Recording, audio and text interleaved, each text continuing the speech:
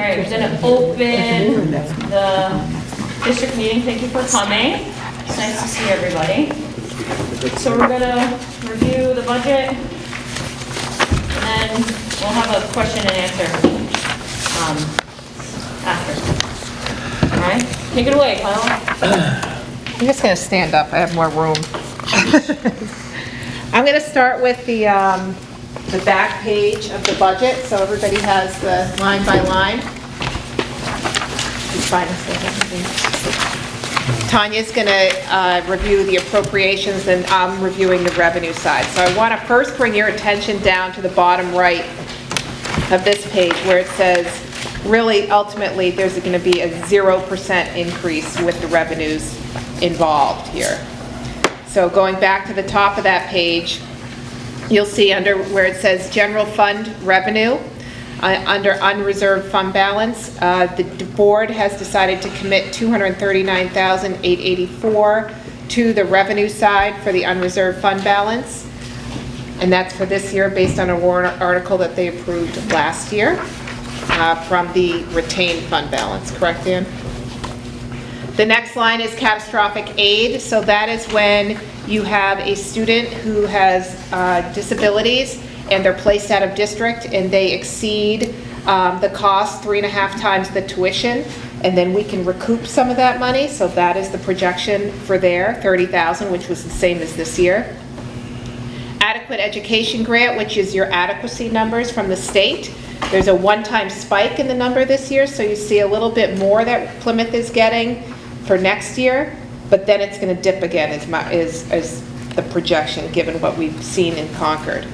But for this year, we'll take it. The next part is National Forest Reserve, and that's a timber tax that's just given to local districts and towns, and so you get a little portion of that. Medicaid is something that we recoup for students with disabilities. So if a child is Medicaid eligible and on an individual education plan, the district can get reimbursed for such things as occupational therapy, physical therapy, or rehabilitative assistance. So we're looking at $60,000 that we expect back there. Regular ed tuition, so these are any kids coming into Plymouth that don't live here, that are paying for their child to come to school here, so we expect a little less than last year. That's a moving target, though. We've seen more interest in students from other towns that want to come to school here as well, so that's another source of revenue. Special ed tuition, so you run 2 behavioral programs out of Plymouth Elementary School, so that's the tuition that we're receiving from other districts for students that are placed here. Preschool assist, so that is your preschool that you're getting as far as money coming in from other districts and parents as well. Earnings on investment 1, PEP tuition is preschool as well, so that's $10,000, a little less than last year. Reimbursement services for bilingual, so that's your English language learning teacher. So Plymouth houses the contract for the English language teacher here, and then other districts use the services, so they pay Plymouth for those services. So you're really paying about half for that, and you'll see that that's pretty much a wash in the budget. Jumping down to Title II reimbursement is $1. IDEA is $140,000, and that's a federal allocation. That's a special ed grant.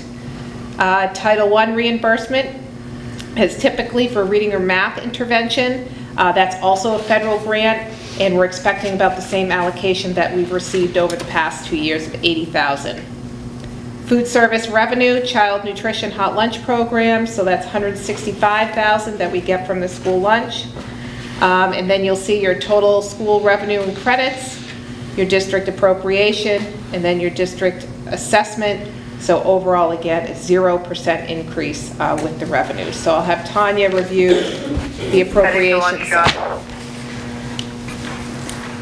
So if you turn one page farther back to the function subtotals, rather than go through the whole budget, I was just going to go through the subtotals this evening and give an overview of the picture in the appropriation section. So in the 1100 line, which is regular at all instruction in the building, general ed instruction. We have a slight increase in that line based on the collective bargaining agreement. We have no changes in staffing proposed at this point. So we are not proposing that we lose any teachers as of right now. In the next line down, which is the 1200 function area at special education, there is an increase in that line of $71,531, and that's due to the an increase in the ELL costs, which you saw offset. Kyla just spoke about that we bill some of that cost out to the other districts. There's also an increase in some tuition costs. Skipping down to the preschool program, there is an increase in the function area 1840, and that's due to CBA increases in salaries. Skipping down a couple of lines to psychological services, which is the function area of 2140. There is an increase in that line. There's an expected staffing change within our psychological services, that it will be an increase to our district. So we're not exactly sure how those numbers will play out, but we know that it will be an increase to our district. Directly under that is speech services. That's contracted services. No, it's not. That's through our CBA. So our speech services, the cost there will go up a little bit based on the collective bargaining agreement.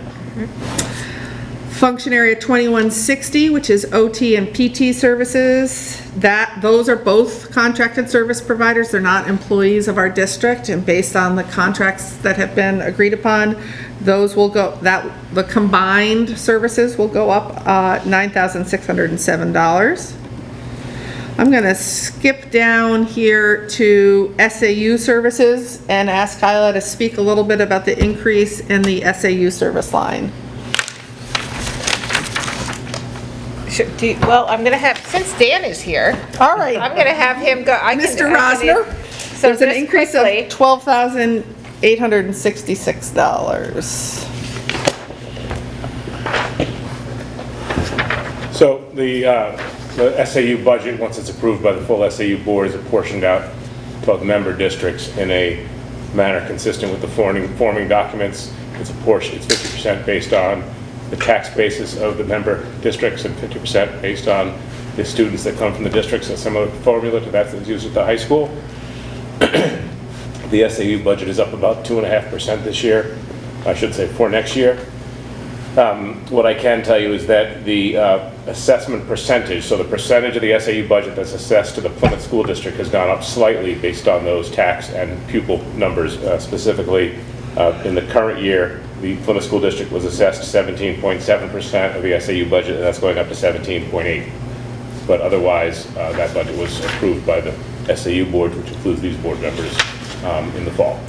Does that answer your question? Yes, it does. Thank you. Directly under that, in the function area of 2330, which is the tech coordinator, that there's an expected increase of $7,510 in that function area. In the function area of 2410, which is the principal's office, there's an increase of $9,062, and that's basically an increase to doing business. Just everything that we need to pay for costs a little bit more money. And then want to bring your attention to function area 2620, which is the operating building services. We are down in that line item $31,473. We, as you remember, last year did a big project in the building of the servers and the switches for our Wi-Fi and the technology within the building. So obviously we did that last year. We're not doing that this year. But our fuel costs are up. So the balancing of everything combined, and also the board made the decision to take off the table a library renovation, which allowed us to keep that number as low, so low. So that is why we are down $31,473 in that function area. Next is the 2700 transportation line, and that is a contract which the SAU negotiates with Durham Services, and based on that contract we are expecting an increase of $12,076. Food services, again, that line, that function area is up, or we expect it to be up about $5,391, and that is again just the increase in cost of buying food and, Support services. oh, support services. I skipped a line, sorry. Food services, 0. Food services, 0. Support services. Support services is up, that's, SRO. school resource officer, but it's, which is a combined cost between the high school and the elementary school that we then reimburse the town for our SRO for. Can I ask a question on it? Yes. Is our cost share of that the same as it was when we initially signed the agreement? Correct. Yeah, so the specific, to answer your specific question, the share is 65-35. 65% of the cost, and let me be clear that the districts combined don't pay 100% of the police officer's cost to the town because she's only in the school district 180 days a year. Right. But of those 180 days, the high school pays 65% of the total cost and the elementary school district pays 35%. But we also pay a share of the high school's cost as well, right? No. Well, I mean, Taxpayers PES do. doesn't, but the town does. The town. The town absolutely, the town of Plymouth, yes, pays a portion of the high school share because they're a member of the cooperative district that is the high school. But in terms of this budget, it's only the 35%? Correct. Okay, thank you. I do want to say that I value that service immensely. That is a phenomenal service for this building, and it's very, very useful for us. Skipping down to function area 5251, which is the capital reserve fund, you'll notice that there's 50,000 within brackets in that, in the difference area on that. And that's because there's a warrant article that you'll see in a few moments for the 50,000 to be moved into our capital reserve fund for larger projects in the future. Okay? The health insurance summary, so new this year, health insurance, rather than it being attributed to each line or each function area within the operating budget, where you could sometimes connect costs to an individual and assign this building. Now all of the medical insurance is lumped as one entire piece, and we are expecting that cost to be down $36,176, and Dan could answer any specific questions about why we expect that to be down. And that balances out to an increase of $59,290 over the expansive $9,457,000 budget. So it's a big budget. I gave a very quick overview of the appropriations because in past meetings we've had very detailed conversations. All right, I'm going to move to the warrant articles, and then you can take questions after that. So the warrant articles, they came out a little late. If anybody needs them, they're right next to the budget over there, the white copies. So the first one is the reports of agents, auditors, committees, and officers. That's a standard warrant article. Article 2 are the teachers' collective bargaining agreement. The board voted to approve a 4-year contract for the teachers this year. So you'll see the estimated increase for each year listed right there. Article 3 was to establish a contingency fund. That is a traditional article for Plymouth for $1,000. Then you have the fund balance to the capital reserve fund. This is something that was started last year. Was it last year or the year before? 2 years ago. 2 years ago. If there is funds left over at the end of the year, $50,000 would be transferred into the building maintenance capital reserve fund that was established a couple years ago. So we're going to continue to do that piece. And then the last article, Article 5, is your operating budget, which we just reviewed. That is all. Perfect, thank you, Kyle. So we will open it up to questions.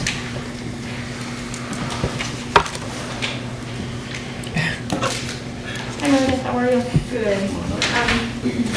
I'm curious about on the revenue page Why the big change in the preschool assist from last year to next year? So, I can answer. Yep. Because of the IDEA grant, right? Correct. Yeah. Why is this? The other district is paying out of their I'll have you explain. All right.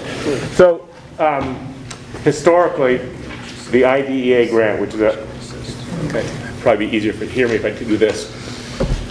The IDEA grant, which is a federal-based grant to support special ed students, was each district was eligible for one, and it was consolidated into one large grant that was supported the preschool program here directly. Recently, the state modified their rules to allow that not to happen anymore. And so what you'll see is that if you were to look at all the districts in the SAU, each district has its own IDEA grant now instead of being consolidated to one. And the net result is that there's a smaller amount coming directly from the federal grant to support the preschool program. But if you look on the same area of your revenue page, you'll see a higher amount of revenues because the districts are now taking their individual IDEA grants into the district, and then they'll be paying more tuition than they have in the past directly to Plymouth Elementary School for the same program. So the dollars in total aren't changing. It's just coming from two separate sources now instead of one consolidated source. Okay, I just wanted to make sure that there wasn't a change in the tuition cost for families. No. Okay.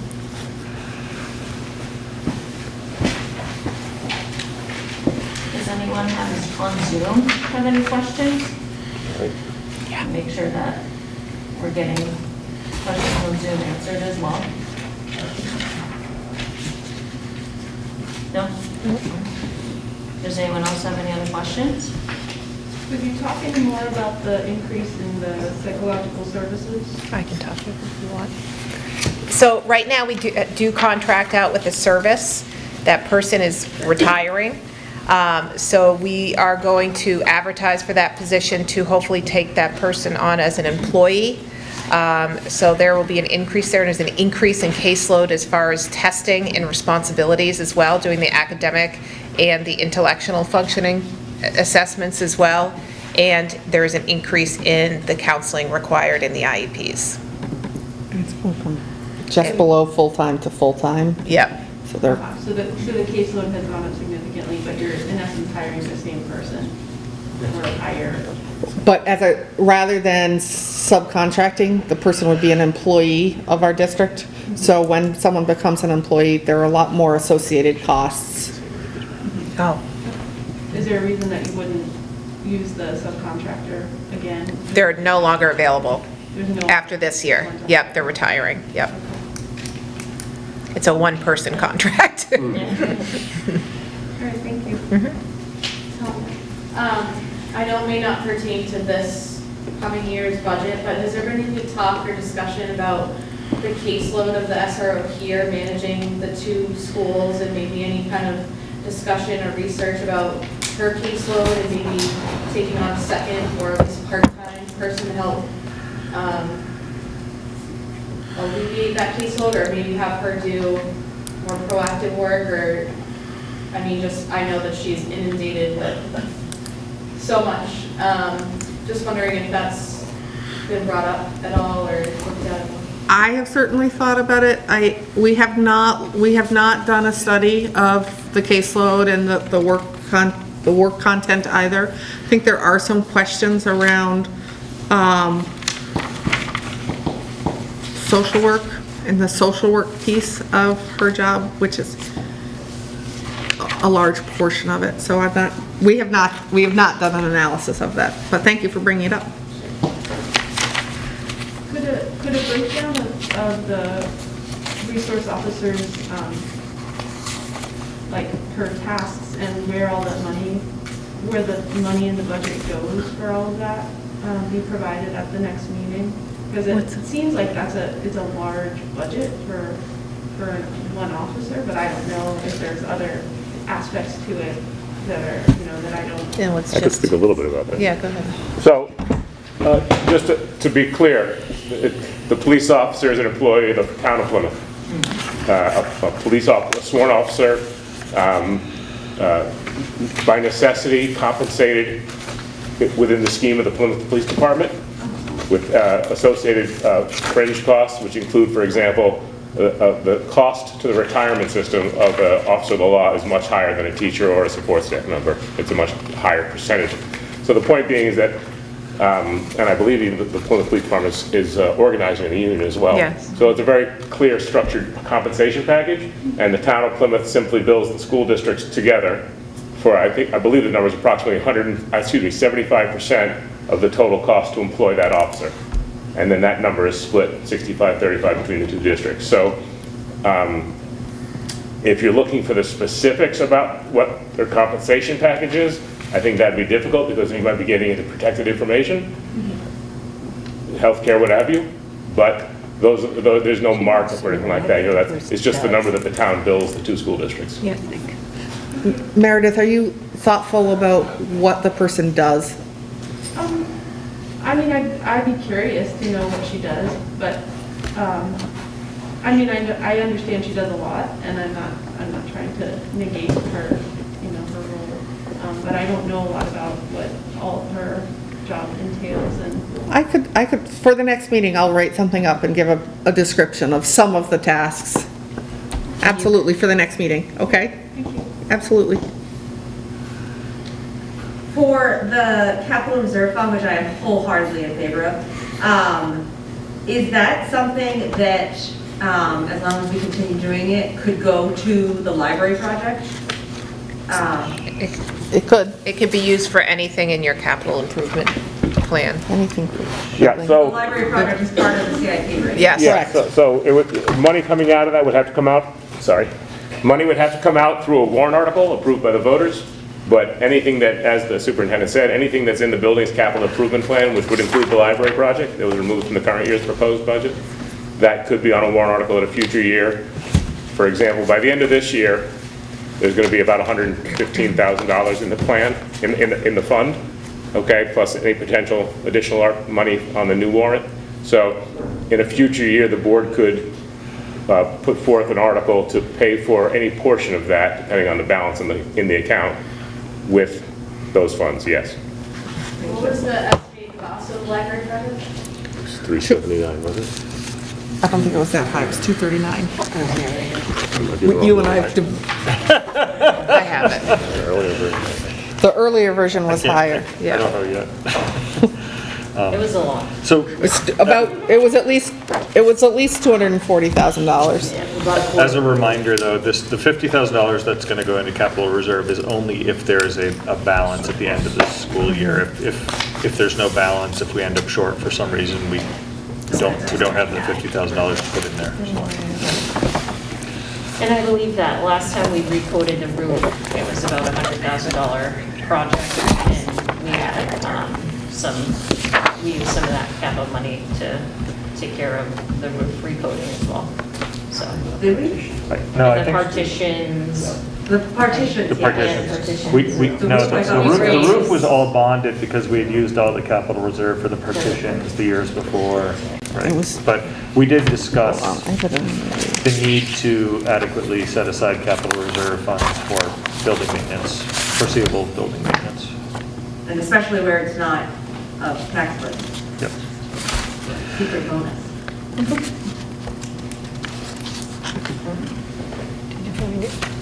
Anyone else have any questions? One more. Tanya, when you were going over the cost, you said that at this point, there's no plan to get rid of any other teachers. Would there be a situation where that would happen?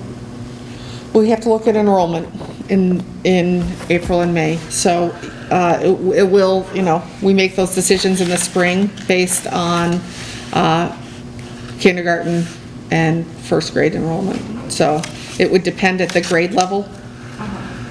So how many, It's one reason we've gone to the mixed grade classrooms. So we have do you have those this year? yeah. So are there 2 teachers in the kindergarten right now, or 3? 2.5, because we have a combined kindergarten and first. Okay. So what would be like the threshold where you would get rid of another teacher?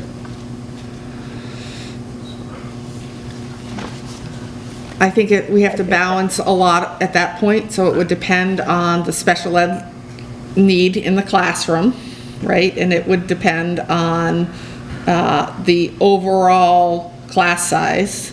You know, if you have a class of 30, dividing that into 3 gets class sizes of 10 versus class sizes of 15. So then I would make a proposal to the board, and the board and Kyla would make a decision about that, balancing class size and need and taxpayers. And just to clarify one thing, we didn't get rid of any teachers. We combined a position and chose not to fill, if I remember Or correctly, retirement. a retirement. So we have not eliminated a teacher from the roles. Yep, I'm aware of that. Yeah, just- Nobody wants to do that either, right? No one No. wants to do that. None of us desire to get rid of anybody at this point.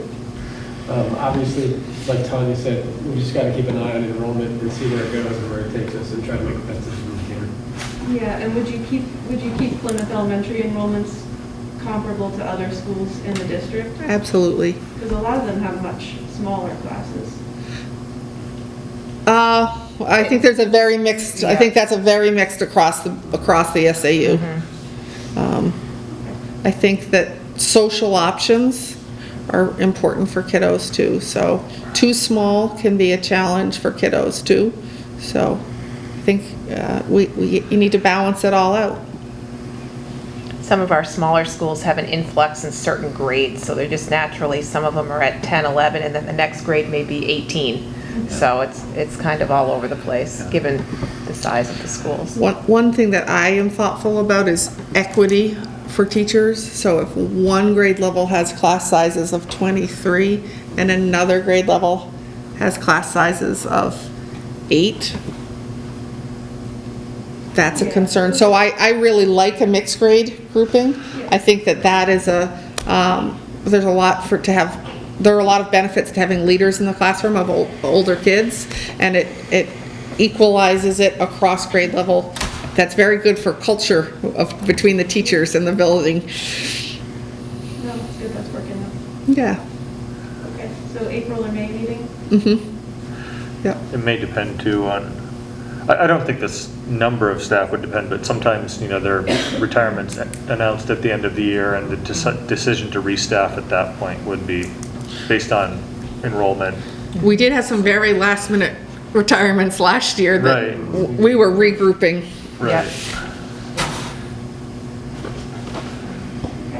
Yeah.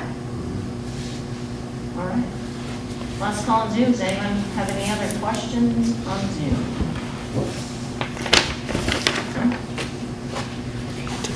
All right. Thank you for coming to the meeting. Do we have to vote? Oh, You have to okay. vote to move the warrant articles and budget forward to the Oh. district meeting. Okay. And then you can close the hearing. No, we're going to make a motion to, Make a motion to move the warrant articles and the budget as proposed. Thank you. Perfect. I'll second that.